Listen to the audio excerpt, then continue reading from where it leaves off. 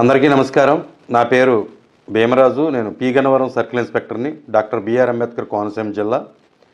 మేము మా జిల్లా ఎస్పీ గారు అయినటువంటి రాహుల్ మీనా ఐపీఎస్ గారి యొక్క ఆదేశాల ప్రకారం, అలాగే కొత్తపేట సబ్ డివిజన్ డిఎస్పీ గారు శంకర్ మురళీమోహన్ గారి యొక్క ఆధ్వర్యంలో ఈ సైబర్ క్రైమ్స్ గురించి చాలా విస్తృతంగా మేము ప్రచారం చేస్తున్నాము. ఎవరైనా కూడా ఎటువంటి సైబర్ క్రైమ్కి సంబంధించి ఎటువంటి లింకులు కానీ, ఎటువంటి యాప్లు కానీ, ఏ విధమైన ఈ ఫోన్ కాల్స్కి కానీ స్పందించొద్దు అని చెప్పి మేము గతంలో అందరికీ కూడా చెప్పడం జరుగుతుంది.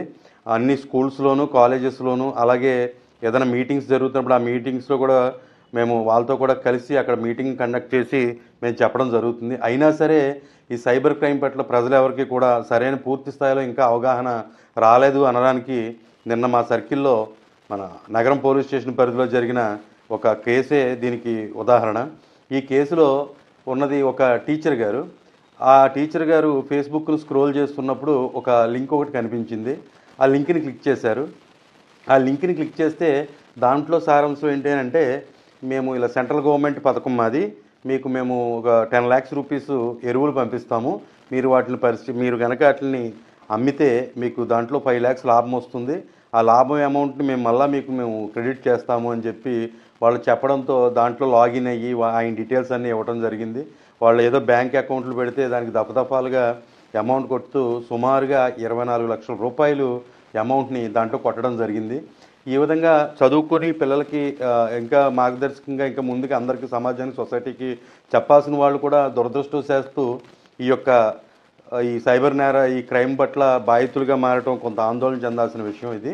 కాబట్టి దయచేసి ఈ కేసు విషయంలో ఎస్పెషల్లీగా ఈ 24 లక్షల రూపాయలు వాళ్ళకి కొట్టిన తర్వాత అదిగో వస్తుంది, ఇదిగో వస్తుంది అని చెప్పి అన్న తర్వాత లాస్ట్లో చివరిలో మేల్కొని ఆయన ఈ 1930 ఏదైతే మన సైబర్ సెల్కి సంబంధించి హెల్ప్ లైన్ నెంబర్ ఉందో ఆ నెంబర్కి 1930కి కాల్ చేసి దాంట్లోకి ఆయన డీటెయిల్స్ అన్నీ ఎంటర్ చేసి జరిగిన విషయాన్ని అంతా కూడా నమోదు చేస్తే వెంటనే ఏ అకౌంట్లకి అయితే ఈయన అమౌంట్ ట్రాన్స్ఫర్ అయ్యిందో ఇమీడియట్గా ఆ అకౌంట్లు ట్రాన్స్ఫర్ చేయడం, ఫ్రీజ్ చేయడం జరిగింది బ్యాంకు వారు.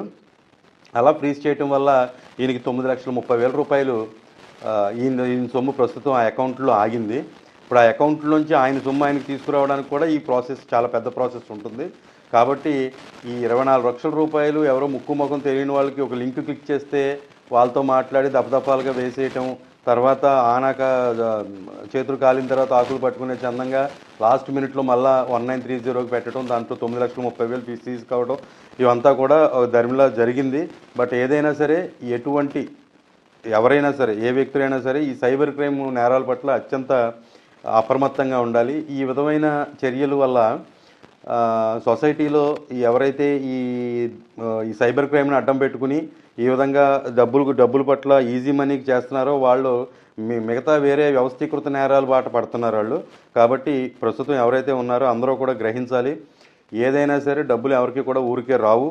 దయచేసి ఎటువంటి ఏపీకే ఫైల్స్ కానీ, ఎటువంటి ఫ్రీ గిఫ్ట్లు కానీ, ఎటువంటి రోలెట్ స్పిన్ గేమ్స్ కానీ, ఎటువంటి లింక్స్ని కానీ క్లిక్ చేయొద్దు. ఇలా క్లిక్ చేసిన ఎడల మీ డబ్బులు పోతాయి. అవుట్రేట్గా మార్గం ఏదైనా కావచ్చు, ఆ రూట్స్ అన్నీ కూడా ఎక్కడ ఎండ్ అవుతాయంటే మీ అకౌంట్లో డబ్బులు ఖాళీ అవుతాయి. కాబట్టి దయచేసి అందరూ కూడా సైబర్ క్రైమ్ పట్ల దీని మీద విస్తృతమైన మనం ప్రచారం చేస్తున్నాం. డాక్టర్